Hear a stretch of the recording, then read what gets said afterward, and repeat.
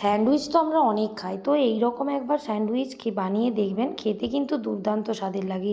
প্রথমে আমি কড়াইতে সাদা তেল দিয়ে পেঁয়াজ কুচি, কাঁচা লঙ্কা কুচি দিয়েছি, আর আগে থেকে বয়েল করে রেখেছিলাম আলুটাকে দিয়ে দেবো। তারপর এখানে নুন, হলুদ গুঁড়ো, লঙ্কা গুঁড়ো, ধনে গুঁড়ো আর একটু গরম মশলা দিয়ে ভালো করে আলুটাকে মেখে নিয়েছি।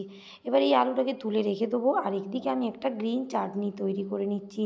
ধনেপাতা, রসুন, কয়েকটা কাঁচা লঙ্কা, নুন আর চিনি দিয়ে ভালো করে একটা স্মুথ পেস্ট বানিয়ে নেবো। আর এদিকে আমি এবারে পাউরুটির স্লাইসগুলোকেও নিয়ে নিয়েছি, একদিকে লাগাবো টমেটো কেচাপ আর একদিকে গ্রিন চাটনি। এইবারে আলুর পুরটাকে দিয়ে ভালো করে একদিকটা ভরিয়ে নেবো। আর এখানে আমি দুটো শশার স্লাইস দিয়েছি, তো টমেটো থাকলেও আপনারা দিতে পারেন।